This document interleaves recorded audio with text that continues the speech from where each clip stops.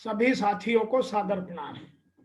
साथियों, आज मैं आपको अपनी 81वीं कहानी सुनाता हूं, जिसका शीर्षक है ईश्वर का न्याय,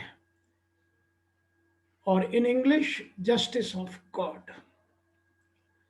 साथियों, हमारी न्याय व्यवस्था में कहीं चूक हो सकती है, भूल हो सकती है, तथ्यों के आधार पर गलती हो सकती है, या तथ्यों को कुछ चालाक लोग तोड़ मरोड़ सकते हैं, घुमा सकते हैं, लेकिन ईश्वरीय न्याय व्यवस्था में नहीं। मैं आपको कहानी सुनाने से पहले निवेदन करता हूं कि आप मेरे चैनल को सब्सक्राइब अवश्य करें, ताकि मेरे वीडियो आपको मिलते रहें, और बेल आइकॉन दबाकर यह भी सुनिश्चित करें कि सबसे पहले आपको मिले। तो मैं आपसे निवेदन करता हूं कि आप बेल का आइकॉन भी दबाइए और मेरे चैनल को सब्सक्राइब भी कीजिए। कहानी कुछ इस तरह से है कि एक बहुत शातिर चोर था। वह बड़े बड़े घरों में चोरी करता। एक बार वह पकड़ा गया और उसे न्यायाधीश के सामने कोर्ट में पेश किया गया। जब उसकी पेशी हो रही थी तो उसके वकील ने उसके पक्ष में दलील देकर और सामने वाले वकीलों के तथ्यों के अभाव में वह चोर छूट गया। लेकिन आदतन उस चोर ने फिर चोरी की और फिर पकड़ा गया, और उस समय भी वह उसी जज के सामने लाया गया जिस जज के सामने उसकी पिछली बार पेशी हुई थी। तो उस जज महोदय ने उससे पूछा, क्या तुम पहले भी इस अदालत में आ चुके हो? उसने कहा, हुजूर, मैं यहाँ नहीं, जब आप छोटी अदालत में तहसील लेवल पर काम करते थे तो मैं आपके सामने आया था। न्याय व्यवस्था में उसको और उसके वकील को चालाकी से फिर सफलता मिली, और वह फिर अपने वकील की चालाकी, तथ्यों का तोड़ मड़ोड़ और दूसरे वकील की, प्रतिपक्ष की नाकाबी की वजह से वह फिर छूट गया। जज साहब का प्रमोशन तब तक हाई कोर्ट हो गया और वह चोर धीरे धीरे बड़ा हो गया और फिर बड़ी चोरियां करने लगा और वहां पकड़ा गया।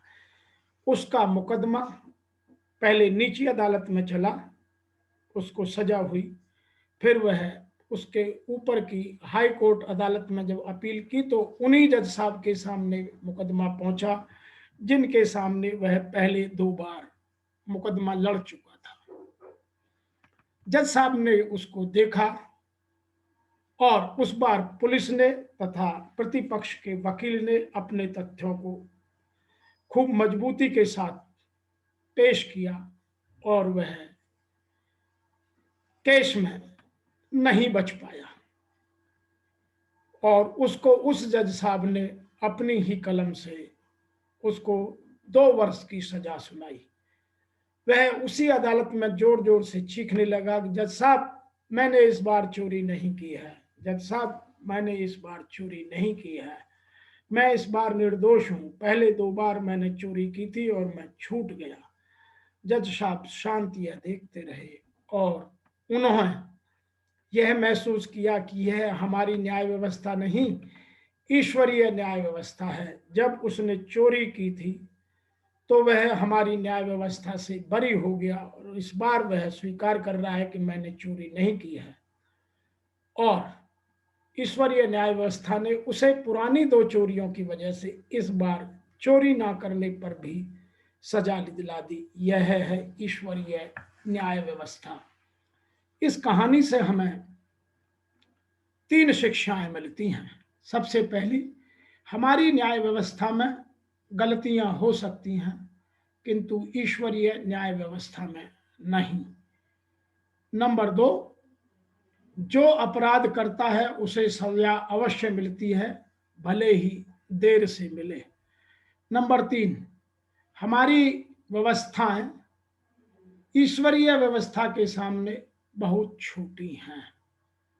नंबर 4, कर्म का फल ईश्वर अवश्य देता है, अतः अच्छे ही कर्म कीजिए, दुष्कर्म नहीं। दुष्कर्मों का फल और अच्छे कर्मों का फल, दोनों कर्मों का फल अवश्य मिलता है। आज की इस 81वीं कहानी में इतना ही। आपको मेरी कहानी सुनने का और अपने मन में अपने भावों को सुकर्मों की तरफ दुर्दृढ़ बनाने का, सुदृढ़ बनाने का प्रयास के लिए आपको बहुत बहुत धन्यवाद।